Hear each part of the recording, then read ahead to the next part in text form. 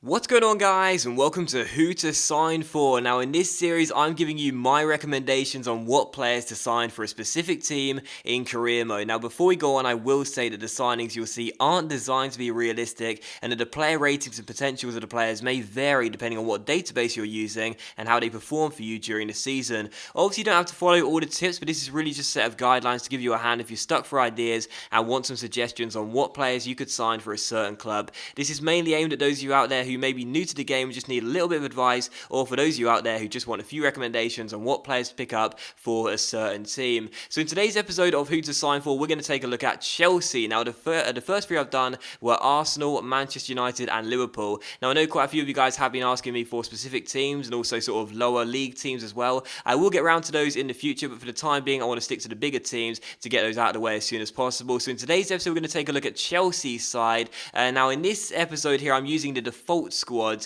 for my database. That's because I recorded this video in my new flat and I don't have the internet right now to download the latest update. So because of that, I'm using the default squad. So your squads may vary compared to what I might have due to the database you might be using. So I'm using default squads. And as for Chelsea, as you can see right here, you saw their aims just a minute ago. The board want you to win the league, win a cup, and also win the European Cup as well if you enable the European competition in the first season. So the board want you to win pretty much everything right from the get-go with Chelsea. Now, as you see Chelsea's squad right here, as you can see, it's a pretty decent team, obviously, no real surprise there. They won the Premier League, of course, last year in real life, and the Capital One Cup as well. It's a pretty decent team. It's got some good youngsters in there as well, but one thing you'll find with Chelsea is that it's basically a big club full of loads of loan players. Loads of players that are loaned out, and also Falcao is loaned into the club as well. Also with Chelsea too, you may notice that certain players that are registered Chelsea players aren't actually at the club and aren't loaned out. That's because the game doesn't allow them to have so many players loaned out, I do believe. So there are players like Nathan Ake, for example, who are actually on loan at Watford in real life, but in the game they're actually registered as a permanent Watford player. So because of that, you may notice that certain players are missing from your Chelsea squad. That is the reason why. So as you can see right there, I show you the players that are currently loaned out, and of course Falcao loaned in as well, and also the contracts that are running down in the first year too for Chelsea. There are a few there: Ivanovic, Terry, Victor Moses as well. Honestly, for those players that are running down their contracts, the only one I would recommend giving a contract to if you want to is John Terry. That's up to you if you want to keep the Chelsea skipper around, but to be honest, because the fact he'll probably decrease a couple of ratings in the first season, I know Chelsea fans will kill me for this, but I'd actually recommend just letting him run down his contract and go into the free agents pool. That's because at the end of this season he'll probably be rated 82 or 83 overall, as he will decrease right from the get-go for Chelsea, and of course he will most likely retire at the end of next season anyway due to his age. Still, for signings for Chelsea, the recommendation I'll be looking for is a new centre-back because of what I just said about John Terry there, and of course with Gary Cahill being 29 years old, he won't have too many years at the top of his career left in him. I would recommend a new signing at the centre-back position. Now, of course, you do have Kurt Zouma, who is a very, very decent young talent, but I would still recommend signing someone to play alongside him for the future, someone who's good enough to go right into the first team right from the get-go, because Chelsea do have a relatively big budget on this game as well. So my two recommendations for a centre-back to sign for Chelsea are these two players right here: Jerome Boateng of Bayern Munich or Mats Hummels of Borussia Dortmund. Now, both of these players are pretty similar in terms of the stats. They are both very good centre-backs. Boateng is 87 rated, Hummels is 86 rated. Both are 26 years old. Now, either of these choices would be totally fine. Boateng is valued at a few £1 million more than Hummels, so you may have to spend a few £1 million more than you would do for the Borussia Dortmund centre-back, but it's really personal preference. Whichever one you would prefer to buy, they'll cost you around the same amount. Again, Boateng may cost a few £1 million more due to his valuation, but of course it'll be around the same amount, to be honest, and I think both of these players will be really, really good. As you can see right here, Borussia Dortmund won £50 million for Mats Hummels, but Bayern Munich accepted a £44 million bid for Jerome Boateng. You may be able to get him a little bit cheaper if you do more strict negotiations with them. Regardless, £44 million for Boateng. I know it's very, very expensive, but he is 87 overall, 26 years old. He has the potential to hit 89 as well, which is absolutely incredible. He would be one of your best players in the team by far. Jerome Boateng, I think, would be an absolutely fantastic signing. So he accepts the contract we give him, and for £44 million, 160 grand a week. Yes, of course, it's very expensive. You spend the majority of your transfer budget on this one player, but when you look at what he's going to bring to the side, with Terry and Cahill aging centre-backs, Terry most likely going to be in his final year or final 2 years for you. Cahill probably won't play too many minutes for you if you do look for a new centre-back. Jerome Boateng would be a fantastic signing, absolutely fantastic player to come in. Yes, very expensive, but I think worth every single penny. And of course, when you've got Curtis Zuma on your side as well to partner in for the long-term future, that could be a very good CV partnership for the long-term future. You know, Boateng coming in straight away, Zuma being bled into the first team, two very good players right there, and both of them at full potential would be really, really solid. Regardless, as for players to sell, honestly, I would recommend trying to keep as many players here at Chelsea as possible. They've got a very decent squad and quite a few good players on the loan list that are currently loaned out as well. I would recommend trying to keep as many players here as possible, but there are a couple I would recommend shifting on. One is John Obi Mikel, so if you can get rid of him, then I'll definitely recommend doing so. He's on 70 grand a week, he's 28 years old. You're probably not going to use him too much as you've got some decent central midfielders here anyway, so I'd recommend trying to sell John Obi Mikel. And as for new signings as well, Danny Carvajal of Real Madrid will be a good choice too. Trying to get in a new right back I think would be a good choice because Branislav Ivanovic is in his final year of his contract for Chelsea. He's quite old, he's into his 30s now. You're probably not going to use him too much. I'd recommend getting rid of Ivanovic and bringing in a younger replacement. Danny Carvajal would be a great signing, and if you can soften the blow by swapping out Ivanovic, if you will, for Danny Carvajal like we're trying to do here, that would soften the transfer fee you'd have to pay, lower it down a little bit. Real Madrid may be reluctant to let the Spanish right back go, but I'll still recommend doing so. Still, once you've sold John Obi Mikel, if you are worried about squad depth, like I am quite often, I like to have a very fixed squad when I do career mode, and I would recommend getting Van Ginkel back from his loan spell at Stoke. He will cost you a few £100,000 to recall him, but to be honest, he's on lower wages than John Obi Mikel. You're making a saving because of the fee you'll be getting from Mikel anyway, and of course he's younger, he's only 2 ratings lower, and he has more potential too. So I'd recommend recalling Van Ginkel and selling on John Obi Mikel, and also Real Madrid will most likely accept a bid for Danny Carvajal. If you include Branislav Ivanovic, you won't have to pay £20 million plus for him due to Ivanovic lowering down the transfer fee. And Carvajal, as you can see, we get him for £13 million plus Branislav Ivanovic. They were both on 70 grand a week, so you're not spending more money on a new contract. Both of those players right there could do the job at right back. They're similar overalls, but Carvajal is several years younger, 23 years old, has room to grow and get even better in the future. 81 overall means he's good enough to go right into the first team, and for £13 million plus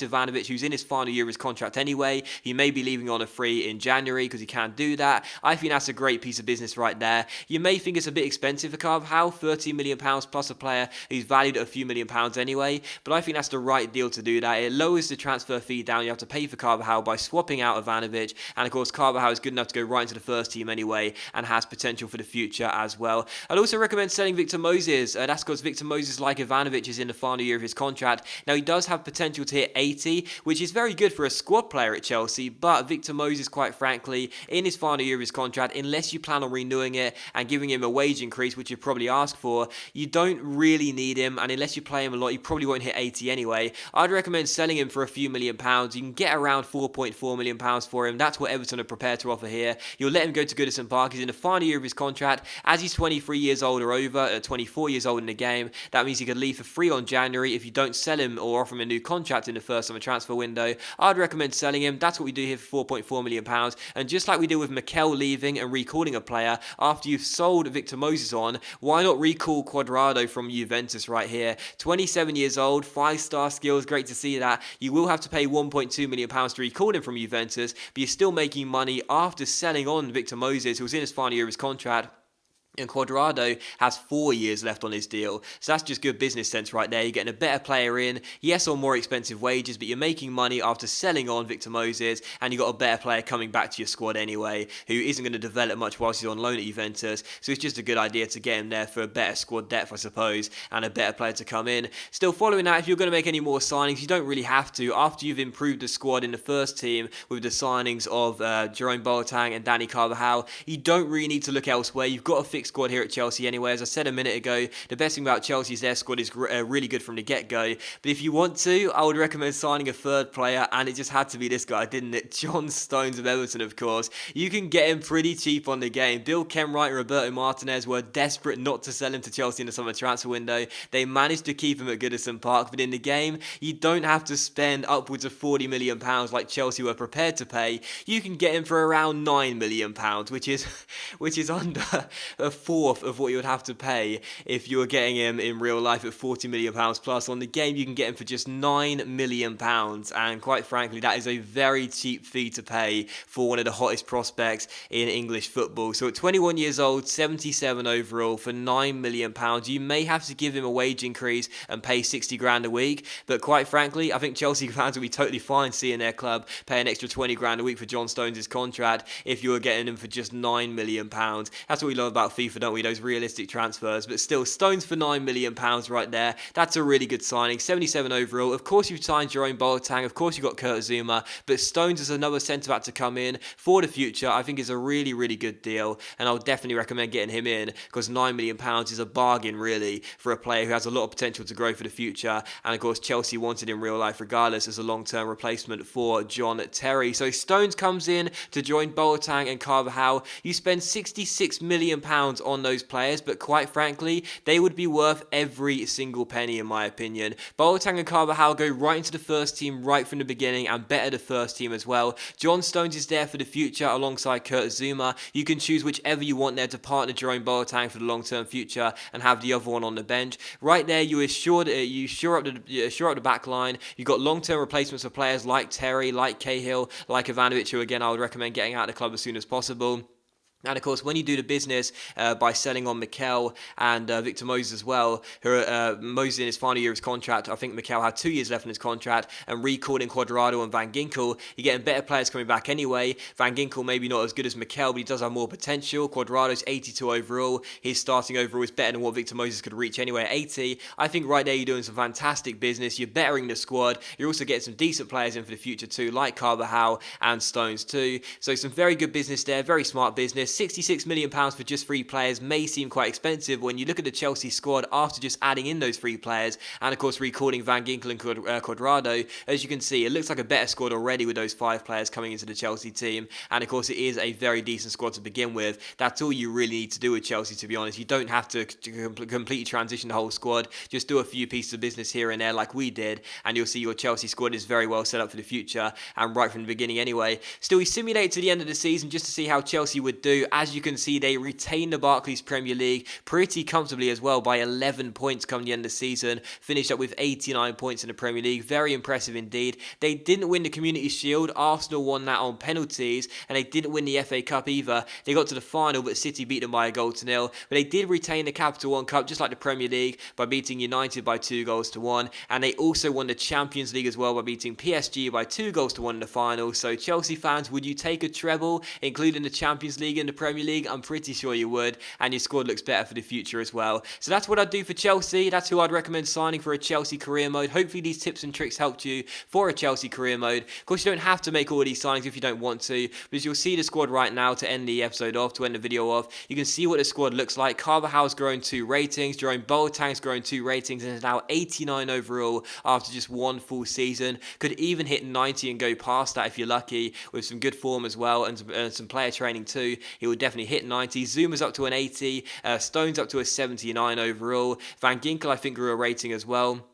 As you'll see here in the squad, the whole team looks very, very good, very well set up for the future. Cuadrado grew a rating as well. The whole squad is really well set up for the future. It's got some great players in there, some great youth too. Of course, you've got players that are loaned out that will be coming back to the club as well. It's a really good squad to start with, Chelsea. You won't have to do too much in the first season, but if you just make a couple of signings here and there like I did, as you can see, the squad looks better. You'll be able to achieve some success right from the beginning, and it could be a really fun career mode for you at Stamford Bridge with those alterations to the team. But that's who I'd sign for a Chelsea career mode. Of course, you don't have to follow all those tips and those guidelines, but those are the players I would recommend. But let me know in the comments down below who you guys would sign for Chelsea in their career mode if you were going to do a Chelsea career mode, and hopefully this video did help you. So thank you very much for watching the video. Really hope you have enjoyed it. If these tips did help you, then please do leave likes. That's much appreciated, and it really does help my channel out. And I'll see you for the next episode of Who to Sign For very soon, where I'll be doing another team, probably City or Spurs, and I'll see you for that episode very soon.